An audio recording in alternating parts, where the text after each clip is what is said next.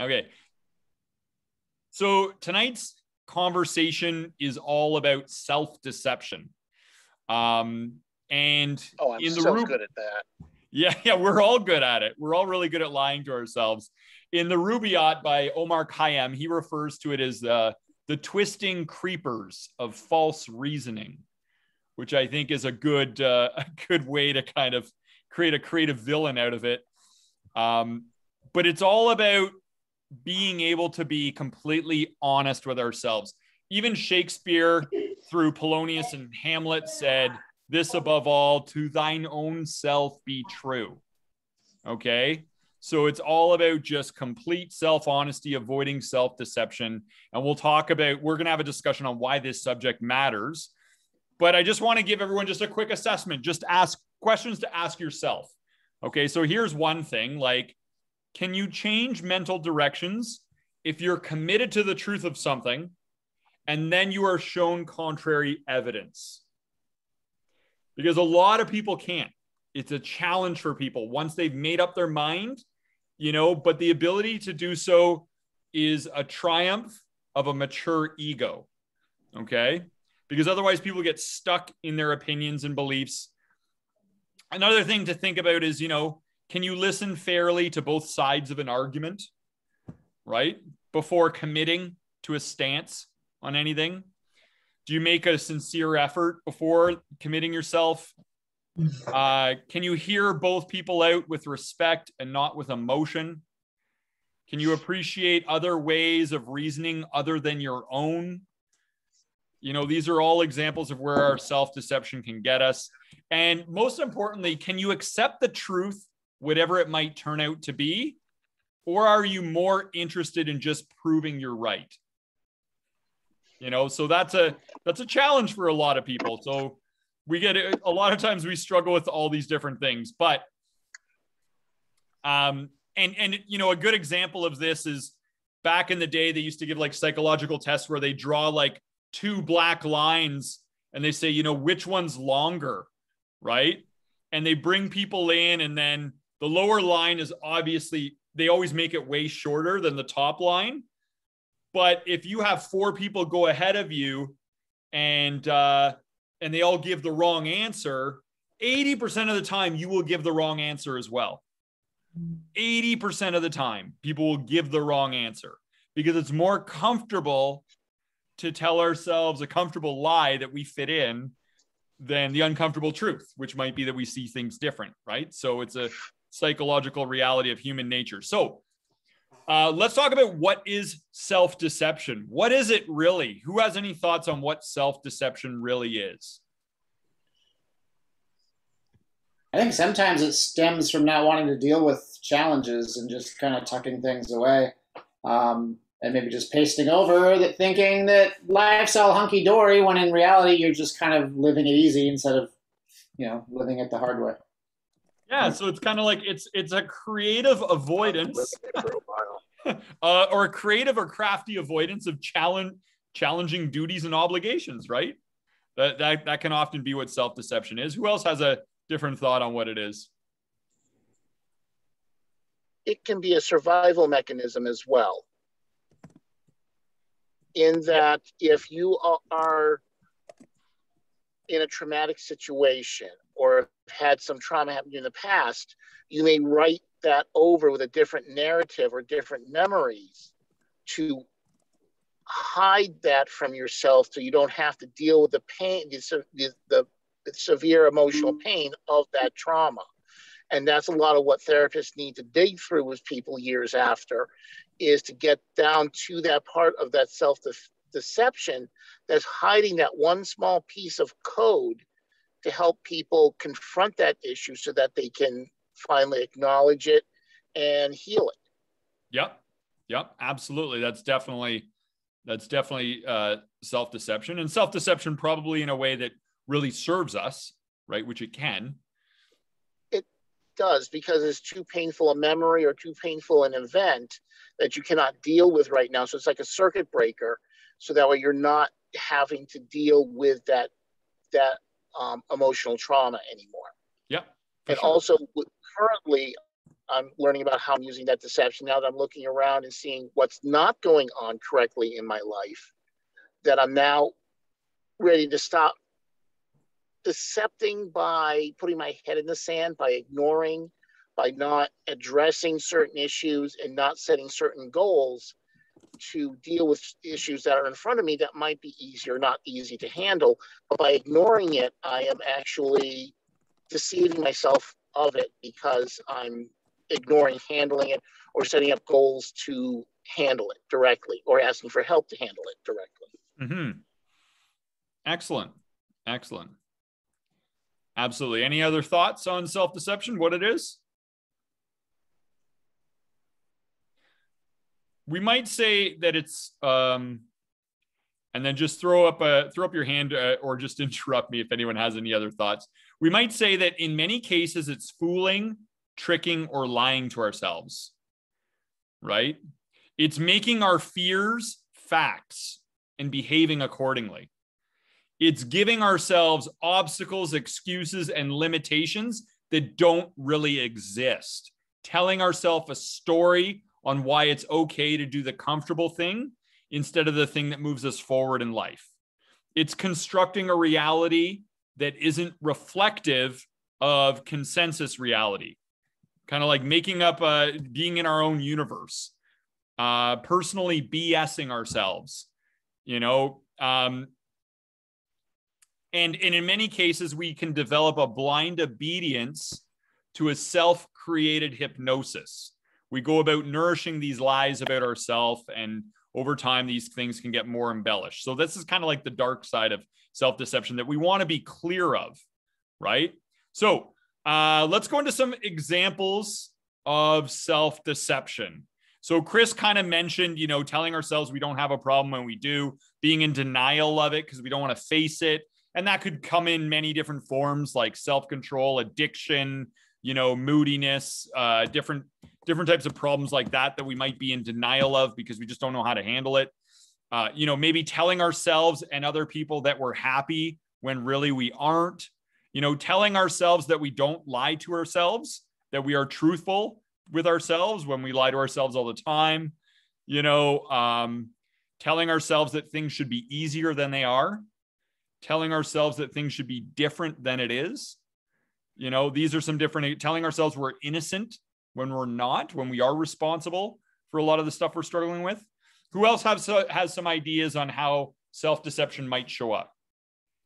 I just want to highlight something that you said at the very beginning when you were saying that, you know, these tactics, including lying, lead to deception, because lying and deceiving are not equal, right? Like lying is a tactic that leads to not saying something that's untrue in order with the intent to deceive. So, you know, that's a distinction that you made or a point that you made, but I wanted to highlight that distinction. Mm-hmm. And we'll get into why we do these things, you know, because there's a reason why we do all of it. You know, another way that we might do this is we might rationalize all sorts of selfish and evil behavior and manipulative behavior and lying and double standards. You know, like people might say, oh, I was just bending the truth, but it was a lie. Or they might tell a lie and say that it was a misunderstanding, you know, in ways of just different softening that behavior as a way of just lying to ourselves, letting ourselves off the hook for behavior that we criticize in others. You know, like you might criticize the way people drive, but then you might be guilty of driving that way sometimes. You know, you might be criticizing other people for doing stupid things, and we do stupid things in our own way sometimes, right? So, you know, not applying the same critical evaluation to ourselves that we're applying to other people, yet still thinking we have a balanced, fair perspective. You know, telling ourselves we're doing our best on something. Oh, I'm going to do my best when really there's way more effort we could be applying. You know, thinking things aren't that bad and it'll get better soon. Like we could be really unhealthy and think I don't need to exercise and I don't need to eat healthy. I'm doing okay, when really we're not, you know? So, attributing our actions to outside influence. We could blame our behavior and our words and actions on the fact that we had jet lag, right? Yet if somebody else behaves and acts in a subpar way, we may say that it's because they're lazy or incompetent instead of honoring that maybe jet lag was a factor for them. So oftentimes we do this for ourselves. We blame external sources, but for other people, we think it's an internal trait. So that's another way self-deception may show up. Also, it could show up as only paying attention to information that confirms our belief about issues. Convincing ourselves we've done a reasonable standard of evidence on forming an opinion, but really we're only entertaining one side of the story. Confirmation bias. Yeah. That's definitely one of those ways that it shows up. So, I mean, the main thing is that a lot of times it's a way that we rationalize wrong behavior.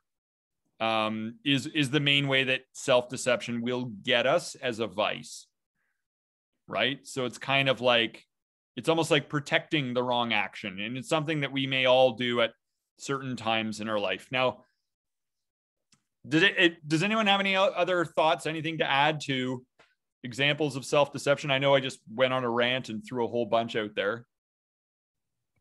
Well, I think we deceive ourselves all day long. Yeah, we're smarter than we think we are. We're more beautiful than we think we are. We put out photos on social media that make us appear that we're better, bigger, richer, whatever, happier than we are. So we're in many ways, we're living the deception, throughout the day. Yeah. I think my political party's right all the time. That my political party's the way to go. My way's the only way for what I believe, my faith, whatever. We deceive each other. We deceive ourselves in the midst of trying to deceive each other. Yeah, exactly. Exactly. And we go down a rabbit hole on all the different ways in which we do deceive ourselves. I could say that this is a blue sweater when it's not blue, it's reflecting blue. The inherent quality is not blue, it's anything but blue. That's the way color works, right? I could say that I dropped my mouse down, but I didn't drop it in the direction of down. I dropped it towards the center of the earth, right? Like there's lots of different conveniences of ways we lie to ourselves, but we're going to deal with it more in terms of the way in which it gets us in a habit of wrong thoughts and wrong actions is really like the arena in which we're going to deal with it more so. So how about this? Why do we do this? Why do we lie to ourselves?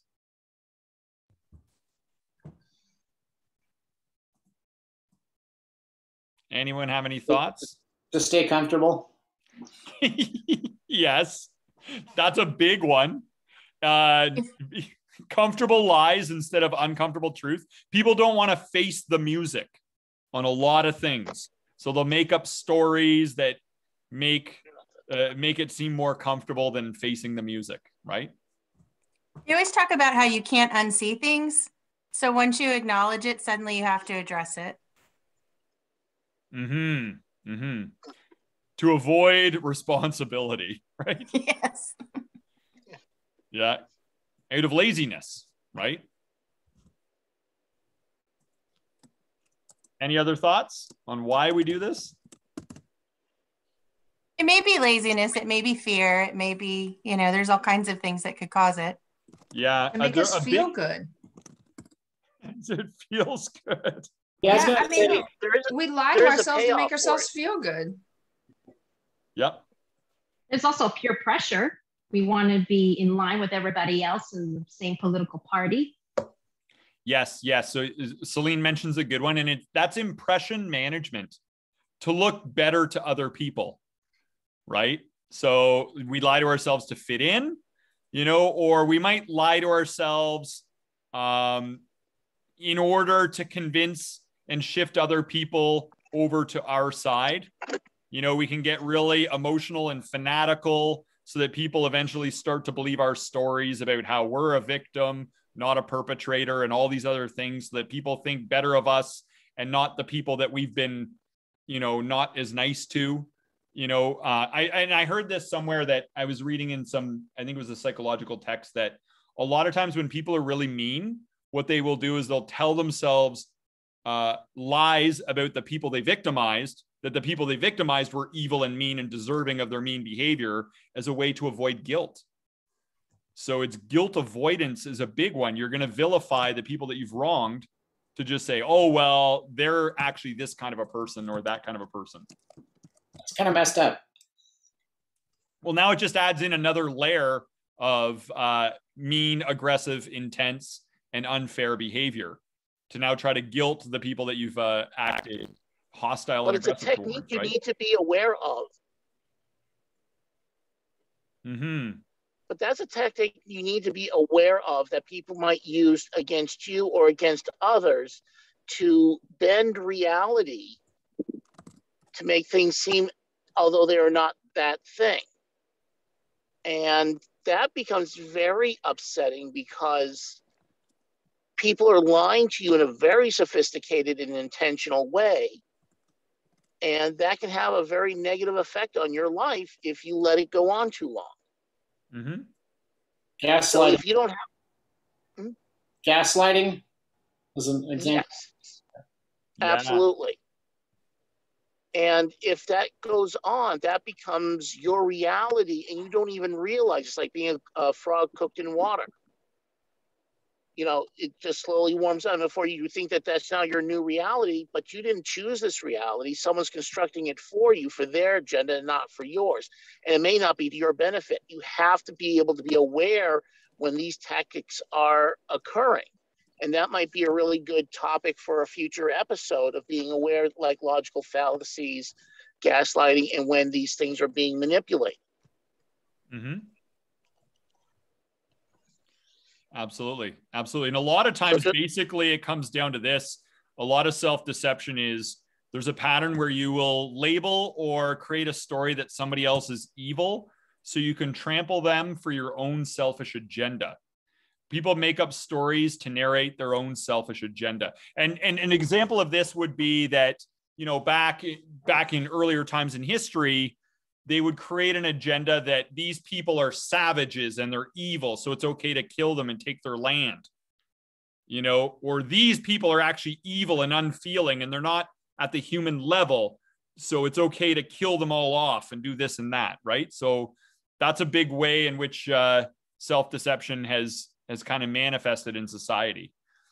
But a lot of times we do it to get what we want, to give ourselves an advantage, to make more money, to connect better with other people. Like, a lot of times people will deceive themselves about their own life circumstances and convey it as more unfortunate and than it has been, and they'll embellish their painful stories about their life to connect better with other people, to gain an advantage of social connection. Like, there's lots of different ways in which people might lie to themselves. And then eventually they get hypnotized by their own lies. They brainwash themselves and they become emotional and fanatical. And that can make it very convincing for people that are listening, because they'll assume somebody must be telling the truth, when really they've just hypnotized themselves into believing their own lies. So that's a big way that this can show up. Now, why is it a bad idea to lie to ourselves? I'm just going to open this one up. Whoever wants to throw in their 2 cents. Why is it a bad? I mean, Shakespeare said, "To thy own self be true," and everybody else. So many people have said that we should be totally honest with ourselves. Why is it a bad idea to lie to ourselves?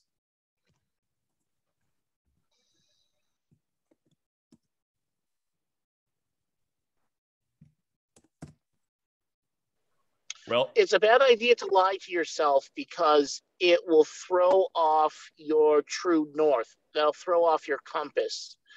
You believe you're heading, it's again, like Tony Robbins says, you're heading west, you're heading east, looking for a sunset, and you're just not going to find it, because you've lied to yourself. You've given yourself false coordinates, and you'll never find your way to where you're really trying to go.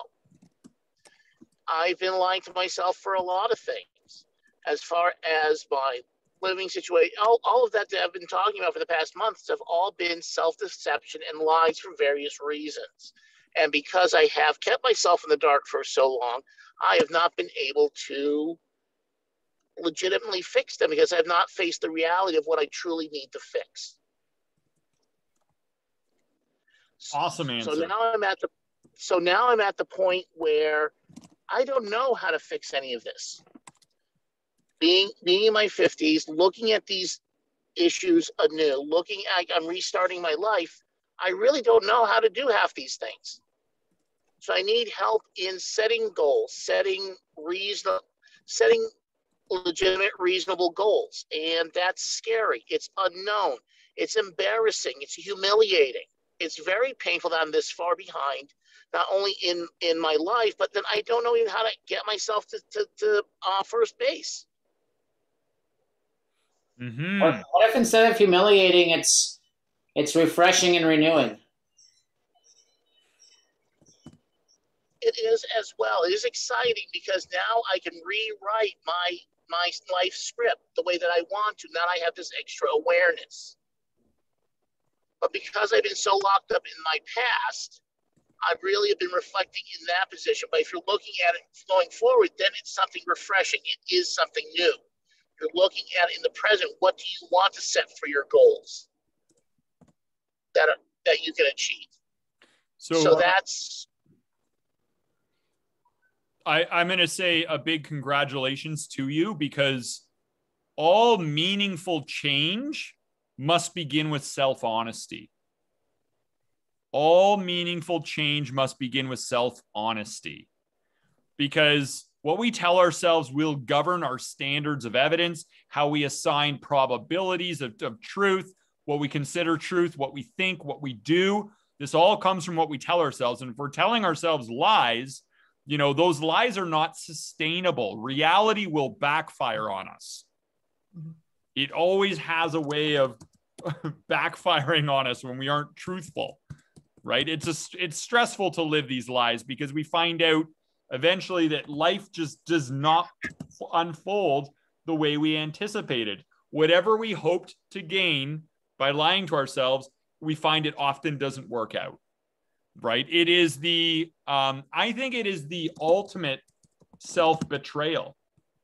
None of us are ever deceived by another as much as we deceive ourselves. I think, and we are the easiest person to fool. Yeah, true enough. Patty? I think not only is self-deception a way that that allows us to cope with problems and challenges that eventually, we have to face at some point. I think it's such a great point that that Chris made, but also it stalls us out from developing healthy relationships with people. Yeah. Totally. And the other thing is this, and to add to that, is that when you have the consciousness of lying, you start to see that consciousness outside of yourself. You just start to see lies in your external reality. It's called projection. So you start to get hyper-focused on this whole idea of lying, right? So you can't, everything we see on the outside is often just a reflection of what's going on the inside. So we start to become suspicious of other people and their truthfulness but it's all psychological projection, right? So, why does this subject matter? I think in every department of life, the right tools are needed. If you want to be a computer programmer, you're going to need a computer. If you want to be an astronomer, you're going to need a telescope. A carpenter is going to need a hammer, okay? No matter what you're going to be doing in life, you're going to need a tool to clarify the truth to yourself. You're going to need a system for doing that to be successful in life, to have successful relationships, and just to be able to function successfully in life. You're going to have to, because correct decisions require correct information. And if we start to jumble the correct information, how can we expect to make correct decisions? And in life, we suffer the consequences of unlearned lessons. You know, everything that happens to us is an opportunity to expand our awareness about the nature of reality and about what brings us happiness and what brings suffering. And we need to be honest with the results we're getting, right? The mind is inherently self-deceptive, you know, and that's why I think it's one of the most important things to take seriously. Brilliant people, those with the highest IQs and geniuses and this and that, they all made drastic mistakes in their lives because of false reasoning. It might have been relationship mistakes. It might have been, you know, all kinds of different mistakes, business mistakes, you know? So we have all these inclinations within us, and many of our problems in life stem from the fact that we lie to ourselves. And that's where we develop these false rules for life, like my rule on happiness and my rule on success. We tell ourselves these myths that are completely untrue. You know, we create a universe in our mind that doesn't exist. We're creating these problems in our head that don't really exist, and then we struggle with our frustrations, right? So does anyone else have any thoughts on the importance and why this ultimately matters so much? Well, I have an example, and maybe you can build around this a little bit for me. I think it's just a default psychological response that my friend has, but she says, "Oh, I love to travel." She doesn't love to travel. She loves to escape. So it's not about the traveling. Trust me, it ain't about traveling. But it seems like every time things get a little rough in her life, she's planning a trip. And she's gone all the time. And so she's like, "Oh, I just love to travel." Girl, you don't love to travel. You just hate your life. And so you love to escape. And so, but it's a default psychological response. And she doesn't even realize she's doing it, but she's lying to herself. Yes. Yeah. And a lot of times that's all our way of justifying how our life is turning out, because, you know, we're the ones who believe what we believe, and we're the ones who do what we do. And when life isn't working out, it's a tough pill to swallow, to be able to, you know, confess to ourselves that we're just not happy and that life just hasn't worked out. So we may distract and escape from it at times, for sure. For sure. So I want to ask a question here, and I feel like everybody in this group is kind of safe to have these conversations with, and, you know, really does a good job of reflecting back to us, like where we might be blinded to something that we see going on. But what do you do when you're encountering people who aren't nearly so healthy? And I mean, I'll just say, you know, my ex-husband, I mean, certainly was not a healthy relationship.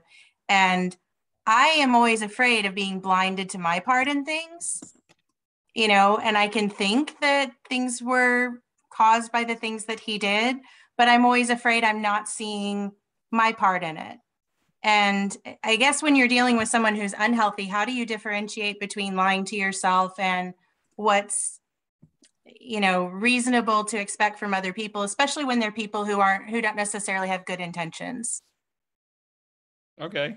So the question is, how can we best achieve self-honesty?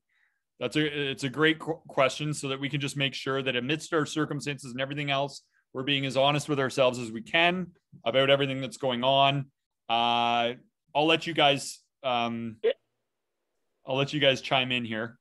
Well, I want to just fill in this just a little bit to say that also this includes, you know, people who are in abusive relationships, children who are seeing that things aren't, you know, don't appear to be right in the home, but for their whole life, it was just normal that you put water on cereal and not milk. You know, it wasn't until they went to somebody else's house that reality became, you know, like, wait, what? You don't put water on milk? Like, you know, I mean, you don't put water on cereal. So, I mean, you know, your reality kind of gets, you know, convoluted a little bit too at various ages and stages. So it's difficult to know what is true when you've been living in a distorted reality. Mm-hmm. Chris, did you have something to add? Well, I want to just add to Patty that she's so correct on that part, because also those techniques and tactics from your childhood, you tend to take with you into adulthood. So those misrepresentations of reality you take into your relationships and into your professional relationships as you grow, until you address them and realize you're supposed to use milk and not water. But I also wanted to say that what really sucks about this whole conversation is that fact that you have to address your identity that may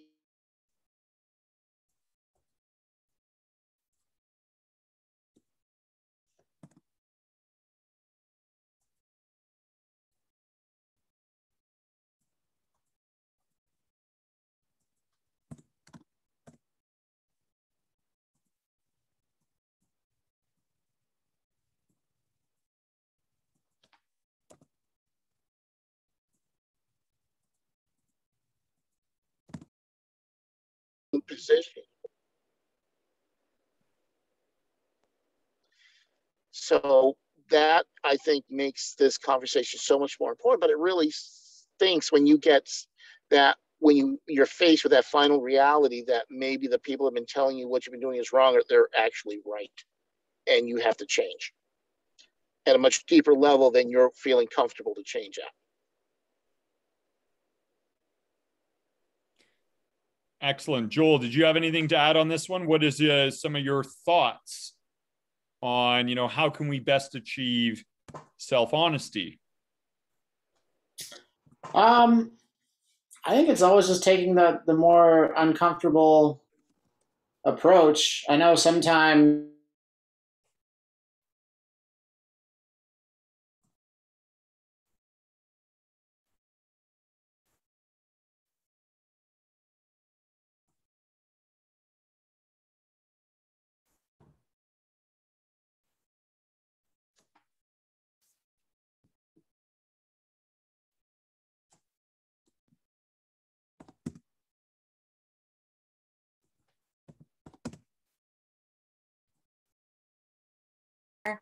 how do you not take responsibility for things that other people should take responsibility for? How do you know that fine line? Like, what is really my responsibility?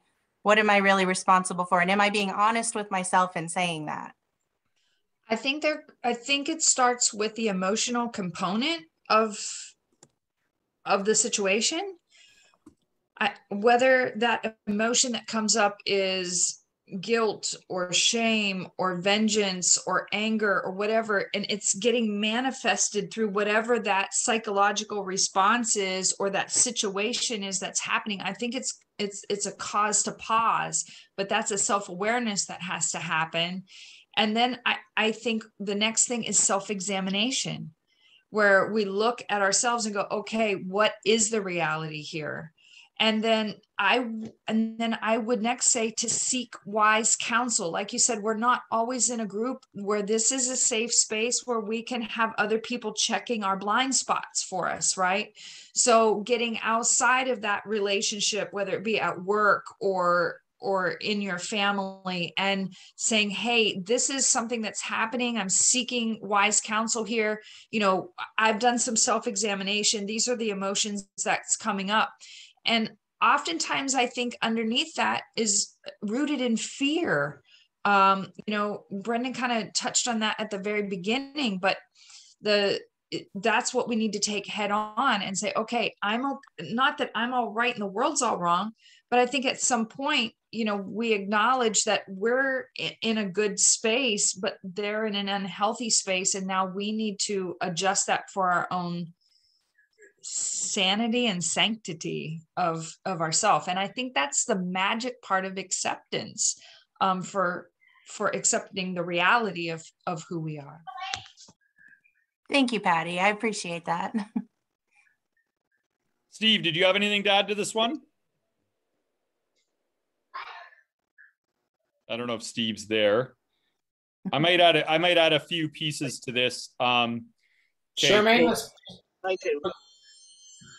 was part of your thing knowing when to call out other people on their crap too, or is it mostly dealing with yourself? It's with me. I am someone who takes a lot of responsibility, and it's easy for me to take responsibility. And I've come to a place where I feel like I've addressed my issues or the things that I contributed to, but how do you know where that line is? Because some of the things we talked about is we're really good at lying to ourselves. And I don't want to let myself off the hook if there's still things there that I need to deal with. But how do I find that line where I'm not overly taking responsibility for things I shouldn't be taking responsibility for? And outside of having someone from outside the situation kind of reflect on it with me, I'm not sure if I'm giving myself a pass when I shouldn't be, or, you know, how to kind of identify that. That's kind of one of the struggles that I have.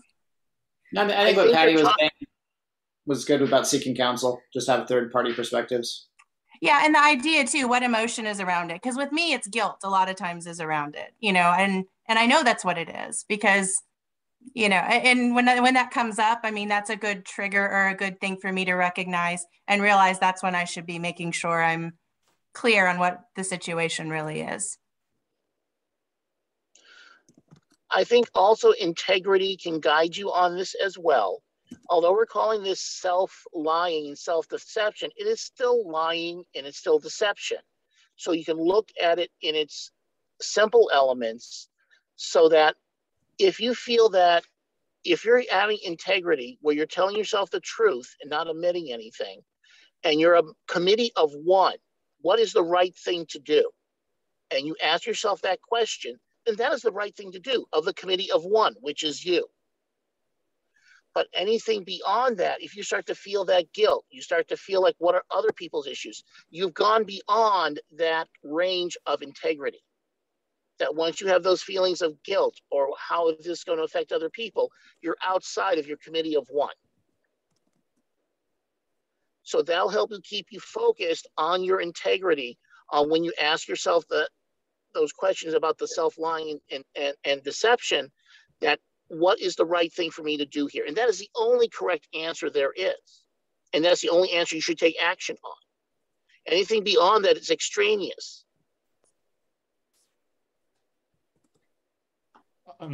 I think I would add to Chris's thoughts and say that it begins with self-honesty really is humility.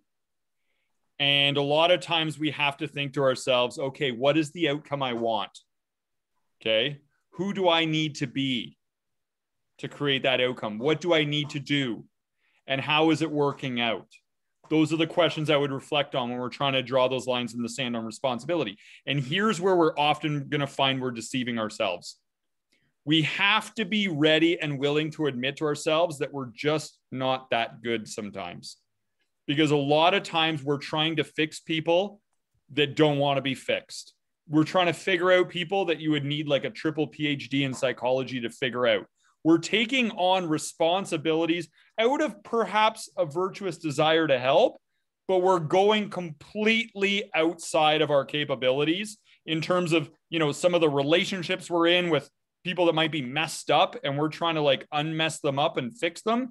And it's like, we just have to be ready to admit to ourselves, we're just not that good, you know, like, so I think that is where the self-honesty can really be liberating, you know, is that, and then maybe we can face a problem again in future, but we will be different then. So maybe we need to avoid a certain type of situation for now and come back to it later when we are different. And then when we're different, we'll have our clarity of our own on what's within our realm, what we should and shouldn't be doing, right? And I think, you know, in addition to that, I think a couple of things that can really help us out is to hold all of our beliefs lightly, because so many times in our life, we were so convinced something was true and we were wrong. Easter Bunny, Santa Claus. You're supposed to eat 12 servings of grains a day if you want to be healthy, right? Hello, gluten intolerance. Like, there's so many, or even that certain people were honest people and they're not, or that certain business decisions were good. Chris said pro wrestling is real. Yeah.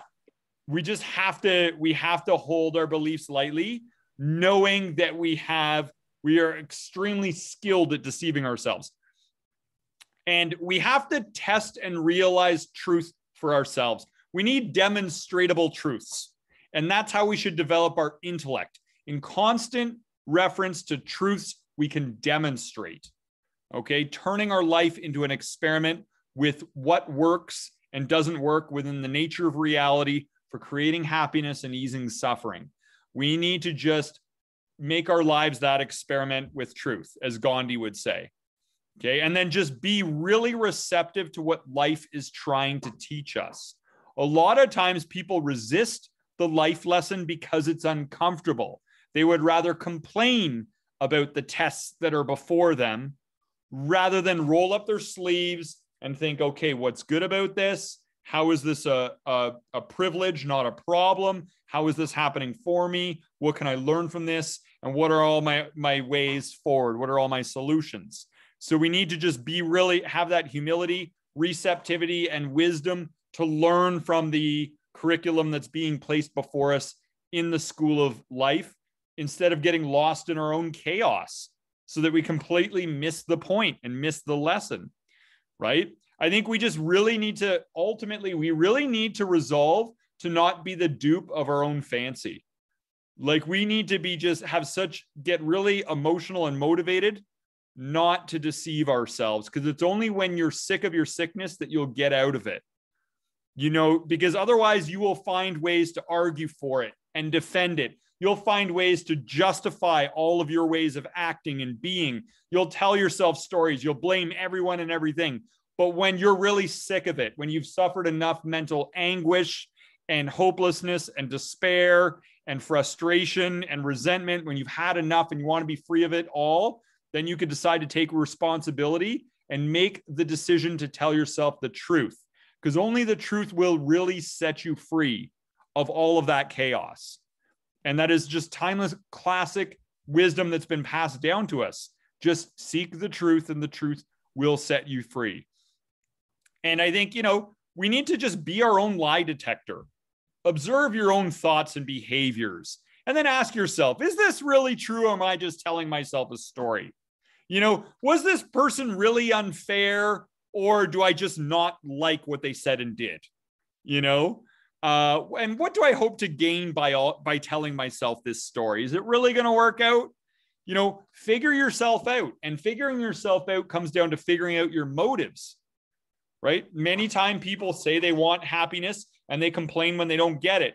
Yet all of their major life decisions are based on wanting security, not happiness. They take a job that feels safe, not a job that makes them happy. They enter a relationship that feels very reliable and financially secure, not a relationship that makes them happy, and they stay in it out of security. There's so many different times that we lie to ourselves about our own motives, right? Mm-hmm.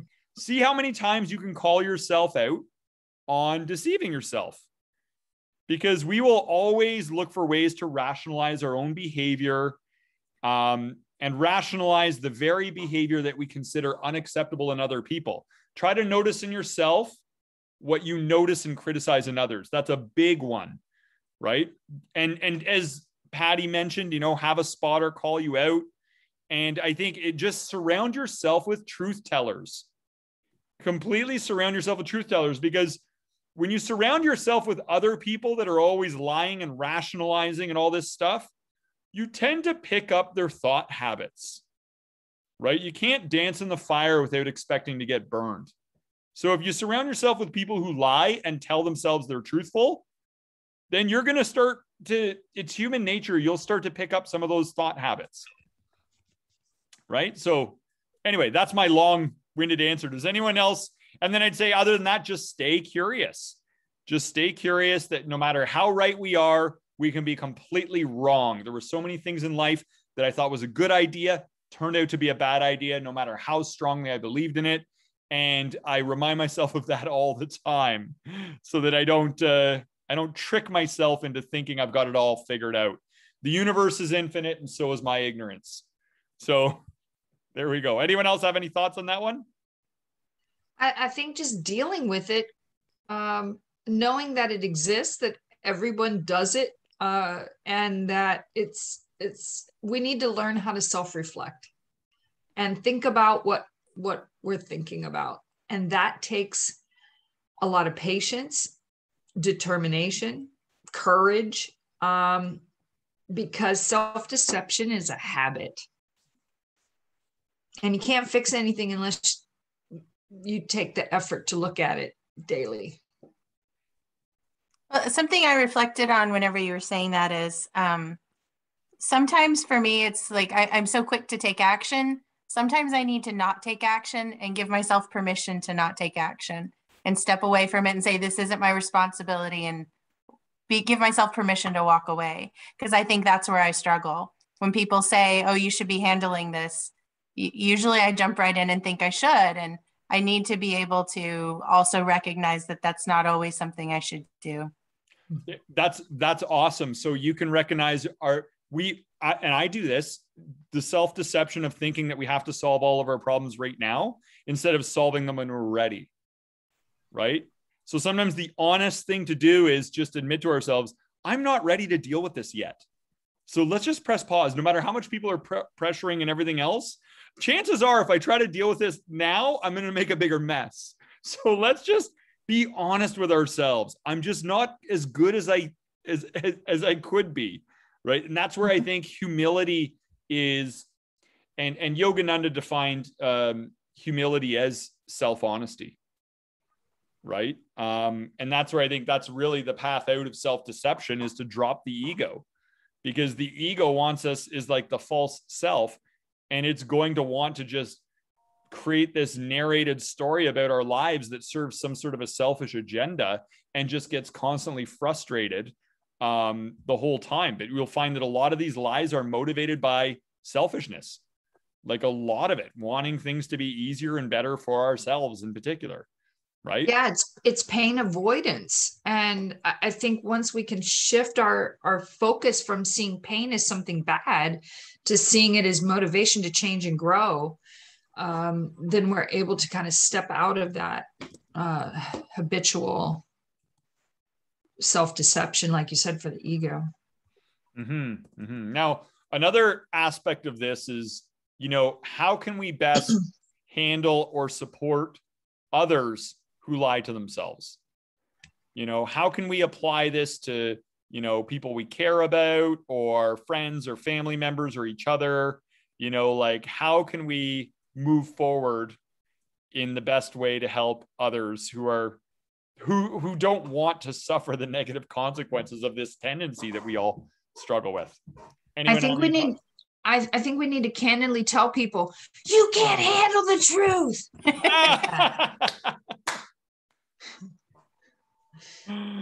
Oh my gosh.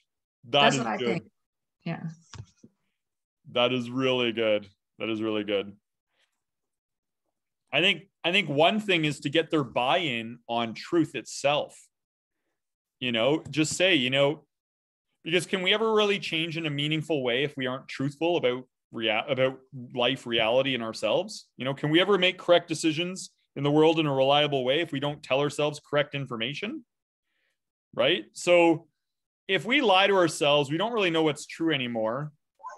And, how about we just call each other out on that, and just be BS buddies, and we just call BS if we're doing that, right? Like, we could just say that to somebody, like, because get their consent and buy-in on allegiance and obedience to truth itself.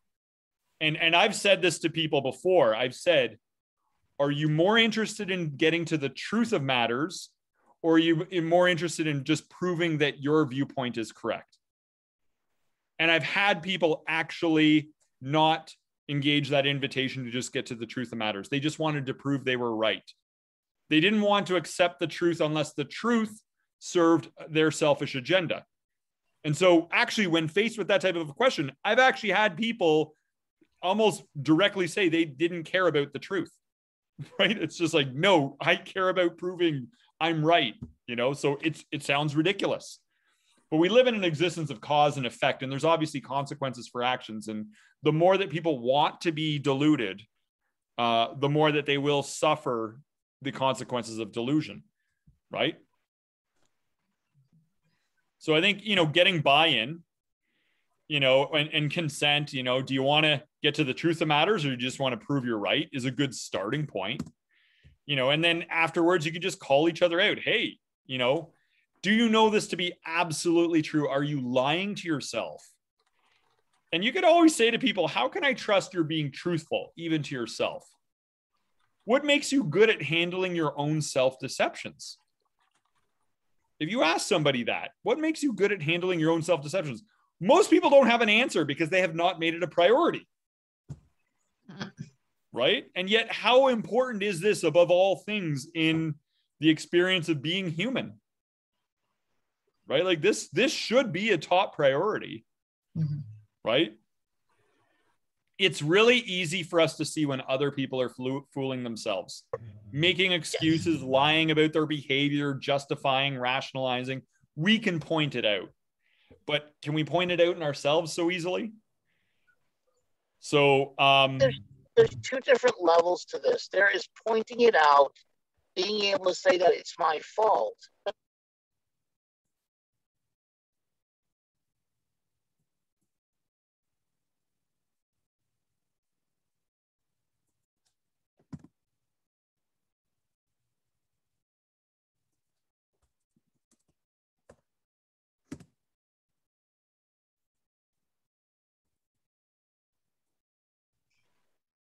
So these are very, I don't know, they could be bigger issues for people to deal with than what they're willing to be able to, which they could handle in that moment. Like now I'm thinking about all these things. I'm thinking about multiple things I'm calling myself bullshit on. So it's like not only one thing we're talking about in my head now, it's like 7 or 8 different things all at once. So now it's like getting a blitz from the offensive line. And it's like I have to handle all 8 coming at me. But really, if you break it down into each little offensive lineman and handle it one at a time, it might be easier. But I think people get overloaded very quickly, and their own identity and their own belief systems gets overloaded very quickly. And that's why they shut down and say, I'd rather stay delusional than have to deal with this because it's so massive and overwhelming. Yeah, and I would argue that that's delusion covering delusion, because as much as we might say, oh, it's going to be hard to do this, you know, people may say, oh, I've got so many delusions and stuff, and so many times I lie to myself, it might be hard to do this. I would ask people, I would say, just think about how hard it is not to do this, right? Because that's actually the truth. Like, think about how difficult it is to live with these deceptions. Well, that's what I've been doing right now for how many years?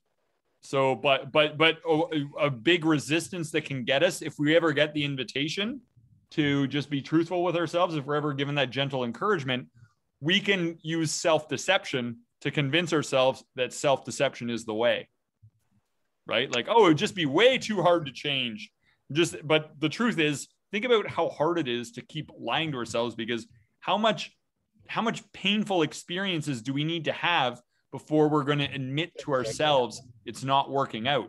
Because we can stack pain across pain across years. But how much pain is it going to take? You know? It's like a double negative. Yeah. Well, I think in the case of my friend who keeps traveling and says it's because she loves traveling, when really is a lie. She just is, escaping from her issues or people. And so she doesn't have to be around them for the holidays or whatever her excuse is.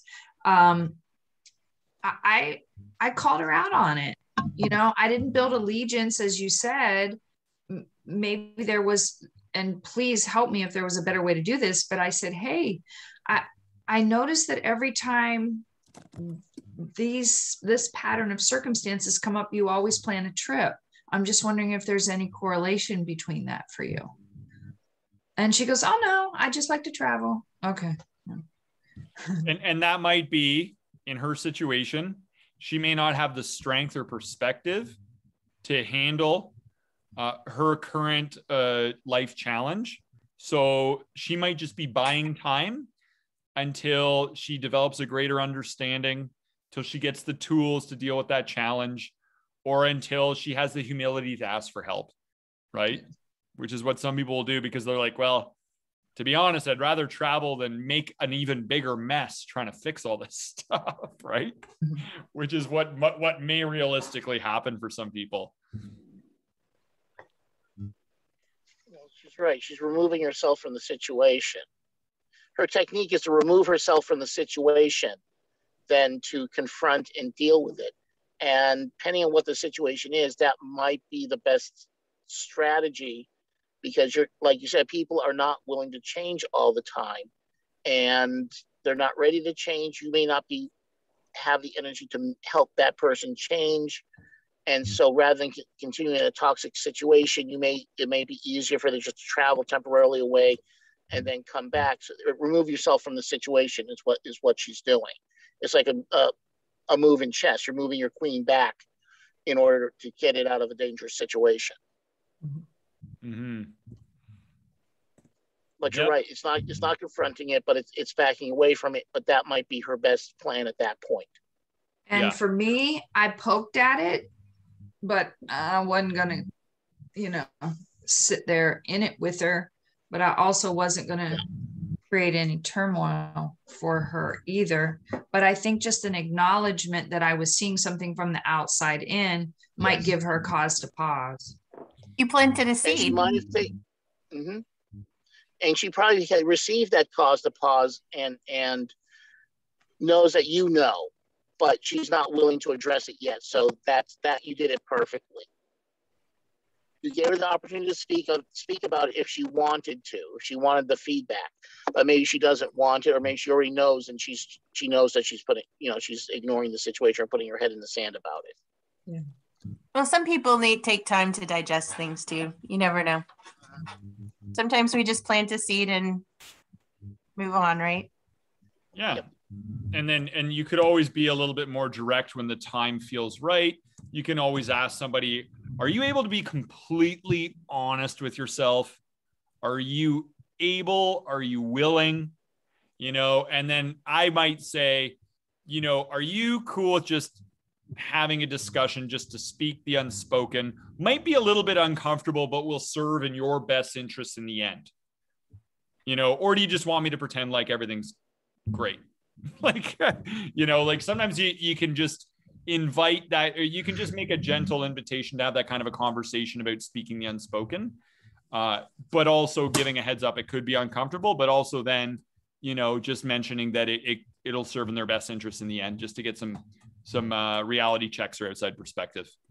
I've seen it with, terminally ill patients, including my husband, this, reality of that was created, this realistic acceptance, after being in denial for so long, creating this reality of, oh, I'm getting better. Oh, I feel better. All this, dude, let's look at some reality here for a second. You've got a few months to live, So there's just lying to oneself, even about their own health condition, for the sake of, and then you're like, well, do you really go to that length to tell people the reality of the, death condition that they're in, or do you allow them to live out that lie and knowing that, hey, maybe this is helping them in some psychological way to live in the self-deception? Some of that is so complicated because I'm remembering back to UPW and who was it that was talking about their mom that had some serious medical issue, and he didn't want her to be told exactly what the situation was, because you also don't want them to kind of have a defeatist attitude and not really make any effort to enjoy what's left of their life either. That's a difficult thing, and I think it's probably circumstantial in the moment. You have to decide what's best in that situation. I don't know that there's one right answer. I think deceiving ourselves in the end is self-alienating. Yeah, I think there could be a consideration to, does the means justify the end? Because what might happen is, if you're completely honest, you might dampen somebody's enthusiasm to do the progressive thing in the moment. Exactly. Right. So in that case, then self-deception becomes a tool that's being used in a way that's helpful for them in the moment. Yeah. And at that point, I don't even know if I'd call it self-deception. I just call it creative reframing, maybe. But I don't even know if I'd call it self-deception at that point. I think we might even be talking about something else, but yeah, that's something to think about. You know, does the means justify the end? Right. At what point does the self-deception about your own, health, for example, the reality of your health, become a detriment or a help to yourself? Mm-hmm. Exactly. Is it standing in the way of your growth or what you need to do? And maybe that's the line, right? Right. If it's holding you back, then it's important to know that the self-deception is there. If it's something that's allowing you to move forward, it might be a tool in that particular situation. Something to think about. Yeah, it's a good point. And I would say for critical evaluation, I would say this should be the one question, because people might say, oh, the means justifies the end, because if I do these things, I'll have more money, and then I can do this and I can do that, blah, blah, blah. And so they can be confused on which end goals are virtuous, right? And so what I would say is, does it bring you closer to real long-term happiness or not? And I'm saying real long-term happiness because somebody might say, well, I'm going to eat junk food because it's going to make me happy and I feel I value happy. And it's like, yeah, but that's a fleeting happiness that's followed by regret.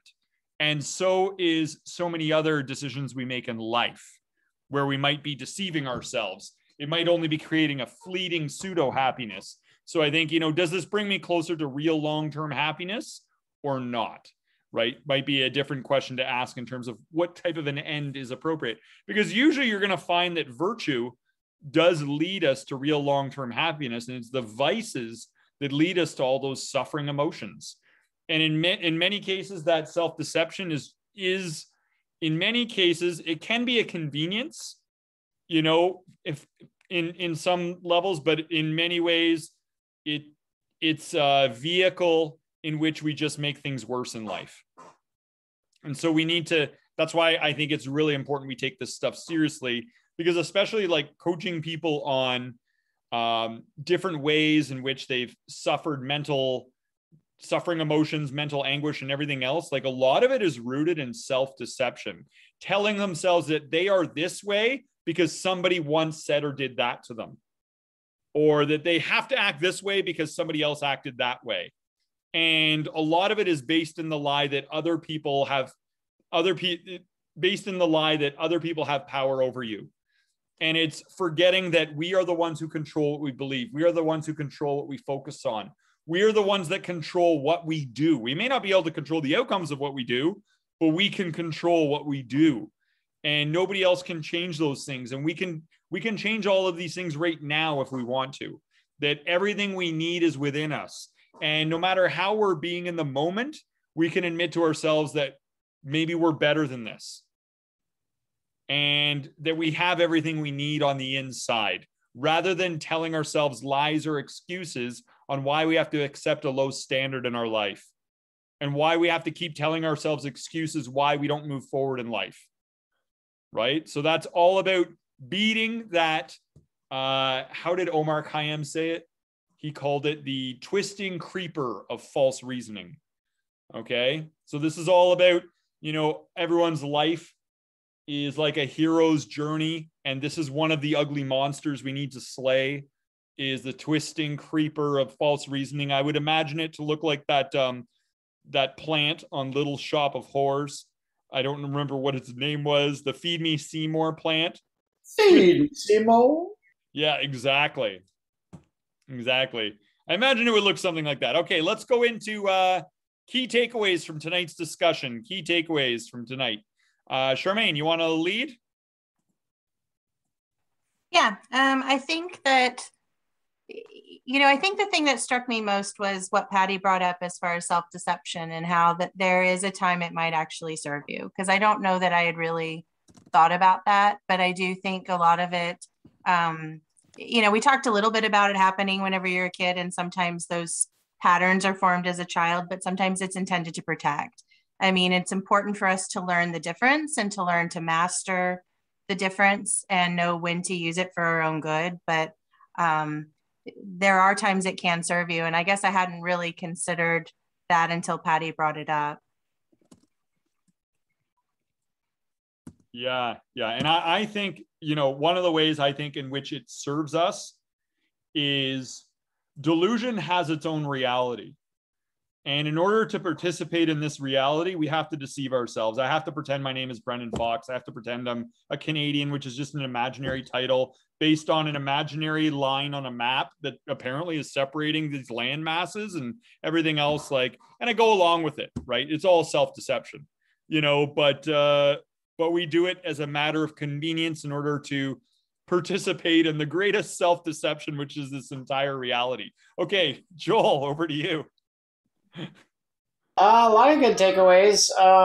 Some of my biggest takeaways discussions, for me, I always learn more from the handout that you work from than going back and watching these videos again. But just some of the nuances of how you ask questions of people, because I'm always thinking of how to adapt this. Obviously, the most important thing is how we change ourselves before we try to help others.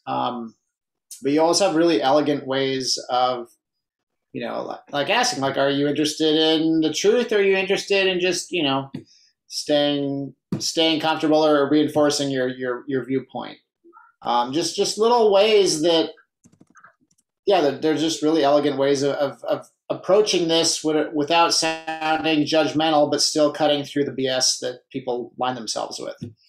I think one of my big takeaways is, and I put it in the chat, was this whole concept of staying comfortable, which is why we do a lot of the self-deception, is because we don't want to deal with stuff because it's easier just to be comfortable. I've been thinking a lot the last 10 years, as probably a lot of people are, relating to climate change. And I think that whole thing is about staying comfortable. People want ease of use. They want to be able to have AC in the summertime. They want to crank up the heat in the wintertime. They don't want to have to figure out how to conserve energy like we would have had to do 100 years ago if we had modest means then. We want to be able to order whatever food we want from around the world and have it delivered to our doorstep. We want to have people serve us, drive us, take our cars, of any fuel economy wherever we want at any time, as much as we want. It's this rugged Western individualism. But there's a collateral, there's a trade-off cost to that. And so I guess one of my takeaways is how to apply this concept of,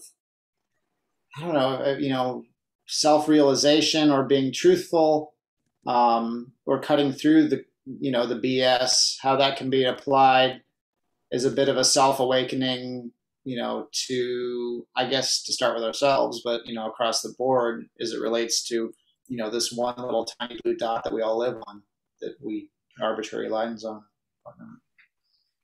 And a great point you brought up there is the best way to control somebody's thoughts and direct their attention is with a question. The mind is a machine that is going to try to answer questions that it's prodded with. So it actually gets people thinking. So it's the best way to, I believe it's one of the best ways to actually influence somebody, not telling them what to think and telling them what to do, but giving them questions so they can figure it out in their own way, in their own time, but bringing their attention to something that might benefit them, a point of leverage when it comes to their attitude and perspective. So we can give them correctives of perspectives through those questions. You're a master of asking the right elegant questions that are simple but powerful. Well, thank you. I would say any success on my behalf is a reflection of the success of countless others who have contributed and shaped me into being. And I'm less than 1% of the equation, but I will accept it on behalf of the rest. That is true, but no matter how much you deflect, it can't make me love you any less. Wax on, wax off. Wax on, wax off. I'm deflecting that stuff. Not letting this create vanity. Wax on, wax off. I'm just grateful for everybody. Not proud, but grateful. All right. I'm grateful for everybody too. Chris, key takeaways. I really enjoyed this evening's talk, and I want to thank everyone for really following me and helping me through my current challenges. And I really appreciate the fact of how this has helped me grow. The fact that we talked about changing values, to talking about myths, to now talking about self-deception and how to fix those or identify those self-deceptions. This is like having chapter 1 in real time in a textbook about how to start making those hard changes. So I really have evolved through this whole process from the first moment of with the Margstrom thing to the values, to changing. Now this is going to be the upslope part, chapter 1, about how to look, how I've been viewing my life for the past number of years and those different changes. And then also talking about this part being the self-deception to now is like looking under the rug of all these issues that I've been sticking under there to have to address them. That's why to me, I'm like, it's overwhelming. But if I don't address them and fix them, they'll never get addressed and fixed. If they're not going to get now, they never will. Or I'll have to wait for some more pain to come along to make me try to do it again. So I really appreciate the fact of being able to now have a guide to start looking at that and start fixing these things. And then also you said being open enough to say, well, maybe some of the criticisms that I've been hearing for years is right. And that I might have to start changing, and I'll have to swallow that bitter pill of humility that maybe they were right in what they were seeing. They were trying to help me because they cared, but I wasn't ready to hear that message at that time because I was so living so much a little trauma, but also anxiety, and I wasn't in a position to be able to respond to it in a healthy and effective way because I was so wrapped up in my own self and my own anxiety. Love it. Great answers there. You're going to have you're on your way to mastery in self-honesty. I'm telling you, you've already come so far in such a short period of time with this stuff. And I really love, talking about how thinking about the feedback or criticism of others in the past, we tell ourselves it's wrong, but really we just weren't ready to hear it. And being able to have the strength to be able to pull some potential wisdom and perspective out of what we've heard in the past, the uncomfortable truths that might be buried in there somewhere. Love it. Is Steve still around? Steve, I think Steve's off. Patty, over to you. Key takeaways from tonight. I think notwithstanding, multiple studies that self-deception prolongs life in cancer patients and terminally chronically ill patients, self-deception undermines a flourishing life and spiritual development, as you said in the very beginning. And it would be to have our own self-awareness and then be able to have a small group of people around us to check our blinders, our blind spots is crucial to living a fulfilling life. Mm-hmm. Absolutely. It is just like any job requires tools for the job of you living the life that inspires you requires self-honesty, right? Instead of self-deception. And that is one of the tools for the job. And it's all about realizing, hey, this is an important tool I need in my toolbox to be careful of self-deception, right? So all of you did an amazing job out there tonight. And thank you all for contributing the gift of your presence and your wisdom and love for anyone else who may watch the recording as we share it moving forward. We're all in this together, trying to help each other avoid the dark ignorance, I guess I would say, and delusion and the pain and consequence that comes across. We just want to use those flashlights of truth to be able to illuminate the way forward. It's the only way to set ourselves free is to seek out that truth, and it begins from the inside out. So let's do 1, 2, 3, go team, group hug, we're out. All right, everybody ready? Here we go. 1, 2, 3, go team! Go team! Go team! Go team! Love you guys.